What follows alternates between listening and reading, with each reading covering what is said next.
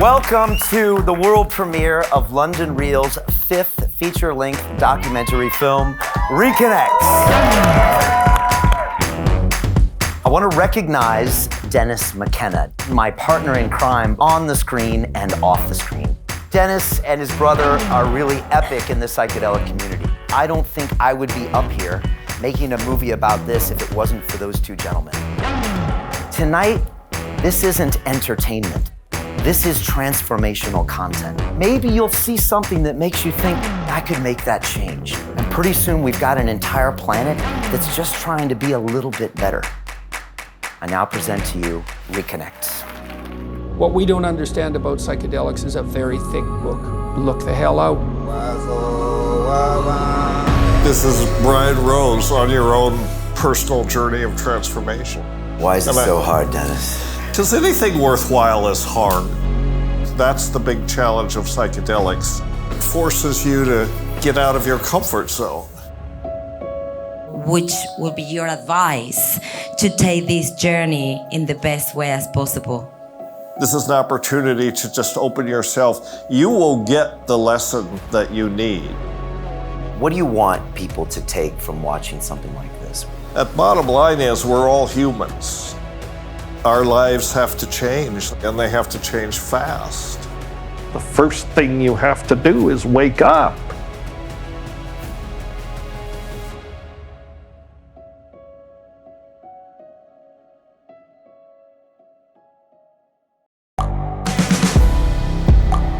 The world is changing. Inspiration is everywhere. It has never been so easy to connect, share, and bring people together. We're learning from others and finding the best in ourselves. Challenging our beliefs, sharing our vulnerability, overcoming our fears, transforming ourselves so we can transform the world. How far can we go? This is London Real. I am Brian Rose. My guest today is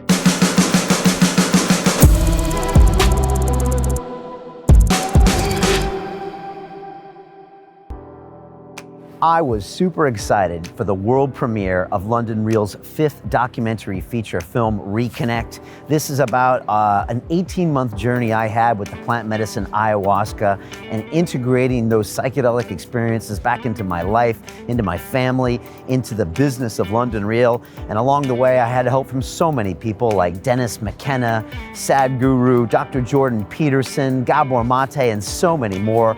The premiere itself was an amazing event in London, and we had Dr. Dennis McKenna there for a Q&A afterwards where we went really deep on psychedelics, on global warming, on all aspects of things that were covered on the movie. And I know you're going to enjoy this incredible night as if you were there with us at the premiere. And Dennis drops all sorts of incredible knowledge about psychedelics, the experience itself, how to have one, and how it relates to us as humanity and the rest of the world. For more information about the movie itself, you can go to londonreal.tv/reconnect. But now, sit back and enjoy this incredible experience that was the premiere and my amazing conversation with Dennis McKenna. Good evening, ladies and gentlemen. Make some noise! Woo! Let me hear you up there. Come on, make some noise. Come on. Woo! Welcome to the world premiere of London Real's 5th feature-length documentary film, Reconnect. Oh my God, this feels good that this night has finally come. This has been a crazy few months and a crazy few years making this film. It's been an adventure. At times I've laughed, at times I've cried. I wanted to quit. I wanted to kill certain members of my team. They wanted to kill me.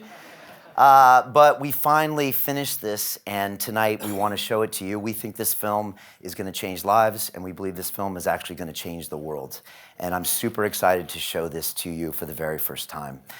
And tonight is the first time that most of you will see this, including my wife. She has not seen this movie before. Thank you, baby, for waiting this long, right? Give it up. And no one has seen this movie tonight except for a few select people. And I keep thinking of this one number in my head. It's 126,720. 126,720. That is the number of individual frames of this film. And myself and my director, Luis, have watched these about 800 times. We see this movie in our sleep. We see this movie when we're awake, not even when we're looking at a computer. And so this has become part of who we are. And so for us, this is a strange night, because for you, it's the first time you're ever going to see this film. But tonight, it's the last time I'm ever going to watch this film. And it's a bit of a strange thing. It's almost like having a little baby, and we've been raising this baby. And the baby has good days and bad days. Some days it goes from a crawling to a walk. Some days it poops all over the place. Some days it does something that gives you so much pride, it just makes your heart want to melt. But now it's time to send this kid out into the world and to just go do it all on their own. We can't do any more, and that's what we're doing tonight. We're going to release this thing. And honestly, I don't think either one of us knows what the hell we're going to do tomorrow. But all good things must come to this end, and I wouldn't have anyone else that I'd rather share it with you. I really appreciate all of you being here, and this is a really special moment for us. I love doing these premieres. I love and hate them equally, but this is really special, so thank you all for coming. I want to recognize an individual tonight who has been my partner in crime, both on the screen and off the screen, and that is one Dennis McKenna. Dennis, could you stand up? And can we give this man a round of applause? Come on. Woo! Thank you, Dennis. Thank you. You can sit down if you want. Now, if you don't know who Dennis is, well, Dennis and his brother Terrence are basically the OG gangsters of the psychedelic movement. Hell yeah. Hell yeah. But not that, huh? And if you don't know what OG is, just look it up. But you know, Dennis and his brother are really epic in the psychedelic community. And to be honest, I don't think I would be up here making a movie about this if it wasn't for those two gentlemen. I don't think that a lot of you would have ever necessarily imbibed some psilocybin mushrooms. In fact, there's a strain of ayahuasca known as the McKenna strain. And it is these two men that really brought a lot of this psychedelic knowledge to the forefront, and I still listen to his late brother's audio recordings, and it was still a big part of making me understand the entire psychedelic phenomenon. It's just been a real honor to share the screen and to share off-screen with Dennis. And Dennis, I just want to thank you very much. I treasure our friendship very much. And I look forward to doing some great things with the McKenna Academy and the London Reel Academy in the next 5 years. So thank you very much, sir.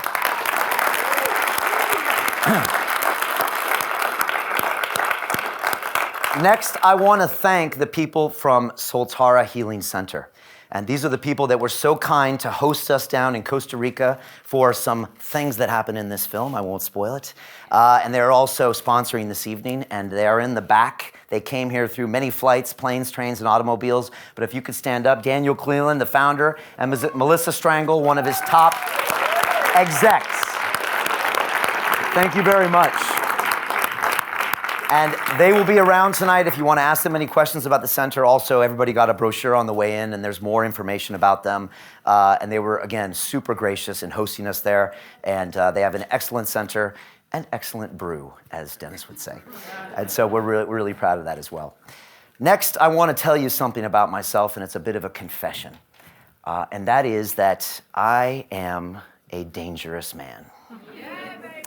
It's true. Thank you. I am a very dangerous man, and you must think twice before you spend time hanging out with me, because something might happen. I might put you in one of my movies. And I'm looking at some people here who are in my movies. There's one there, and you're in my movie, and you're in my movie as well. And the beautiful part is that I don't even ask you. And I don't even tell you that you're in the movie. I've put my kids in the movie, my family in the movie, my wife in the movie, my team in the movie, and my guests on the show in this movie. And you know what the best part is? I don't pay them anything. And someone outside was asking me, Brian, how do you come up with these concepts, these storylines to make a feature-length documentary film? It's a lot of time to make sure that you can hold people's attention. And I wanted to start waxing lyrical about Joseph Campbell and the hero's journey and how the man starts off in the ordinary world and he's tempted with a call and he refuses the call. And then he accepts the call and goes into the extraordinary world and he fights the demons and he stabs the dragon and he comes back with this elixir and he shares it with the people left behind, this elixir of knowledge. But then I realized that's not really how things work at London Real. What really happens is this. My director, Luis Solarat, would you please stand up here? Luis Solarat, give this man a round of applause. This is the man that has directed every single one of our feature-length documentary films. I literally met Luis on the streets of London some 5 or 6 years ago, and we've had a partnership ever since. But this is the way these movies actually happen. Luis sneaks up from behind me with a big fucking butcher knife, and he slices me open and all my guts come out, and then he grabs his camera and he films the good and the bad and the ugly of Brian Rose, and he puts it up on screen. And you could call him a sadistic bastard for doing this, and sometimes I do, and we go back and forth, but what he's really trying to do is use my story to hopefully show you something about your story. And that's what we're trying to do tonight. And I'm putting it all out there. So hopefully, at one moment tonight in this film, you can glimpse something that maybe resonates with you in your life. I don't know what it's going to be. But tonight, this isn't entertainment. This isn't like going to the Odeon down the road. This isn't like clicking on Netflix. This is transformational content. And so if you could do me a favor, really watch this movie with a different lens. And try to find something that you can take home tonight, that you can meditate on, that you can share with your husband or your wife or your friends or your family or maybe even your coworkers, God forbid. And maybe you'll see something that makes you think, you know what? Maybe I could make that change. Maybe I could do something scary. Maybe I could get uncomfortable. Maybe I could try to raise my level of consciousness. And maybe you actually do that. Maybe you transform yourself a little bit. And by doing that, maybe your family notices, maybe your friends notice, maybe your coworkers notice and they do the same thing. And then maybe your community notices and they do the same thing. And then your city and your country. And pretty soon we've got an entire planet that's just trying to be a little bit better. Yes. Right? That's trying to, thank you. That's trying to vibrate on a higher level, trying to raise their consciousness. And that's what we're doing here. That's what we're trying to put out. And in a world where everyone is pointing the finger, go on Twitter and Instagram, and it's the Republicans and the Democrats and the Tories and the this and the that and then that, we all know who's really at fault, isn't it? It's the person we look at in the mirror every single day. It starts with us, but it's so much easier to point the finger at the other person. But imagine if we could just stop with all of our bullshit, you know? Imagine if we could get uncomfortable, go into a fear. Imagine if we could be more compassionate, be more understanding, be more grateful. Imagine what that could do. A small little transformation like that could have a massive effect on the world. And that is our entire mission here at London Real. So when you watch this film tonight, and I'm gonna be watching all of you, by the way, that's what we do, me and the director. We don't really look at the screen. We're gonna be watching you, and I'd like to see maybe something in your eye that says, okay, I got what you mean, Brian, and I want you to take something home with you tonight. And ideally do something with it, you know? I don't want this just to be another movie you saw. I want this to change your life. And so this month marks the 9-year anniversary of when I left my job as a banker and started on my adventure for London Real. I know. And the first question I know you're all asking is, then Brian, why are you still dressing like a banker? And I actually saw one of my banking colleagues out there and he said, Brian, you never dressed like this when you were a banker. And it's true. But if I had actually known what I was going to go through on this adventure, I don't think I would have started, you know? I'm a logical guy. I'm an engineer by training, and that move made no logical sense to me, that I would leave this job in banking to go do a podcast on YouTube. It also made absolutely no financial sense, and I can't stress this enough, how little financial sense it made. It actually made no common sense what I was doing. But something inside me was pulling me forward, was pulling me to go do this thing that became London Real. I didn't know why I was doing it, but I just knew I had to do this thing. And it's been pulling me along, and I don't know where it's going. But I do know one thing, is that while it's been one of the most difficult journeys of my life, it's been one of the most challenging things on so many levels, it's also been the most rewarding thing I've ever done in my life. And I can honestly say that right now, I actually love myself right now. Yeah. And trust me, the Brian Rose from 10 years ago and 15 years ago, he just didn't love himself. Look at his behavior. He was trying to destroy himself. And so look, I've got a long way to go, and every day I'm trying to get better. But if I can love myself, if we all can love ourselves, that's the start of going out to loving other people. And that's what I really think we need to focus on. And so I just want to say thank you to all of you here, because it's everyone in this room. It's all of the people out there that watch us on YouTube. It's the people that come to our events, the members of our London Real Academy that hold me accountable to show up every day and to cut all my bullshit and to cut all my fears and to show up and be a leader, to be a better father, to be a better example. And if it wasn't for you, like, honestly, I don't know where I'd be right now. Yep.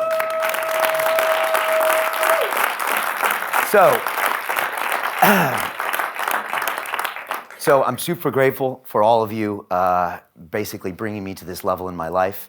And lastly, I just want to thank the entire team at London Real. It's not just me that makes this happen. There's some 30 people all over the world in different capacities, people that teach in our academy, that create this video content, that stand on stage with me and record me, all of these things, and they're the ones that make all this happen. So if you see them out there, give them a hug, give them a kiss, give them whatever you want. But thank them in some way, because they're really making this whole thing happen. And so, on the behalf of my entire team and myself, I now present to you the world premiere of London Real's 5th documentary feature film, Reconnect.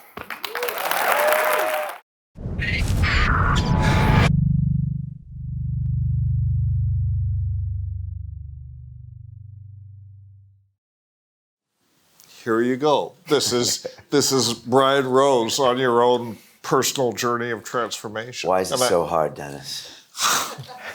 Because anything worthwhile is hard.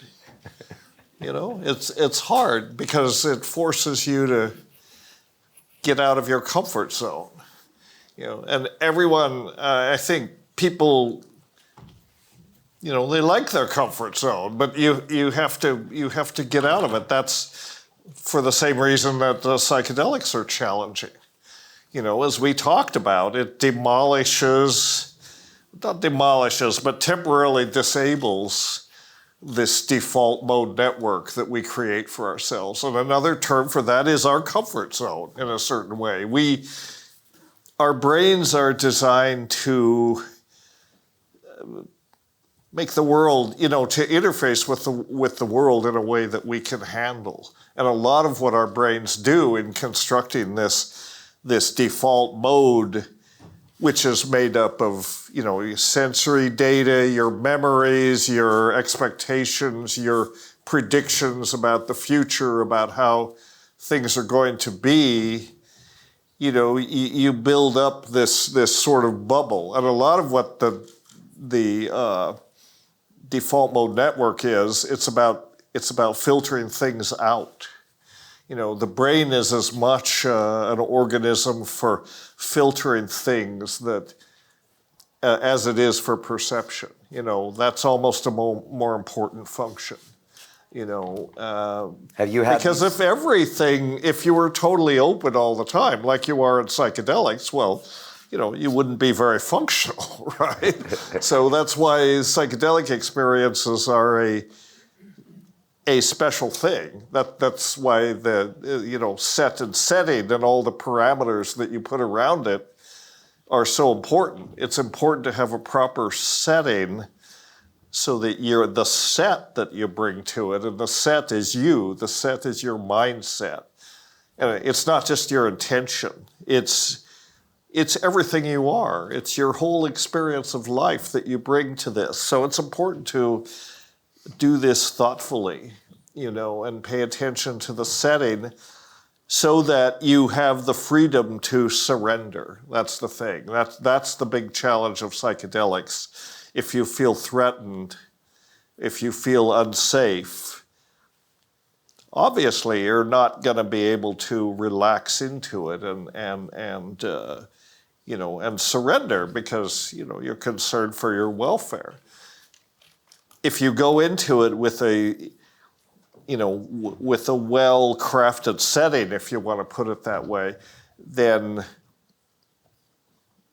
you can feel better about surrendering to the experience. I mean, you may be terrified, but, and that's part of the experience because you're out of your comfort zone. That's the value of these things. They let you step outside your usual reference frame. You may be terrified, but if you've taken steps to plan for the experience, there's a part of you that is reassuring. There's a part of you that says, it's okay, Brian, you're all right. You can let go. You can let go. Just let it happen. Resistance is futile. And that's the lesson, I think. And would you like to do an ayahuasca ceremony with Dan Pena? Would I want to do? An ayahuasca ceremony with Dan Pena, the guy that yells a lot. I would love to. Really? Yeah. I'm a little worried, actually. He might just kill us. Yeah. No, I mean, I think that. But do you think, on a serious note, is there merit in doing that, do you think? In having some of these people have an ayahuasca ceremony? Is that a potential solution, or is that a naive assumption? I don't know. I mean, would I want to do an ayahuasca ceremony with Donald Trump, for example? I don't think so. And the reason I don't think so is I don't think it would help him.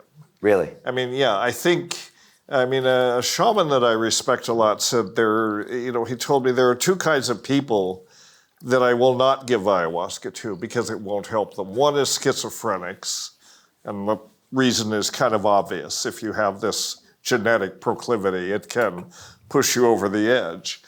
But the other is sociopaths. And I think that ayahuasca he said, it won't help sociopaths, because in a sense there's no there there. These people are so well defended, they forgot that there is even a core self, and so not only are they estranged from the world, they're estranged from themselves. But it could work. Ayahuasca can help some, but not everyone with that. All right. And we will be passing around microphones and just taking some questions from the audience, but we just wanted to do a Q&A here for maybe 30 or 40 minutes before we head out back to the reception area. So, Dennis, you have never seen that film.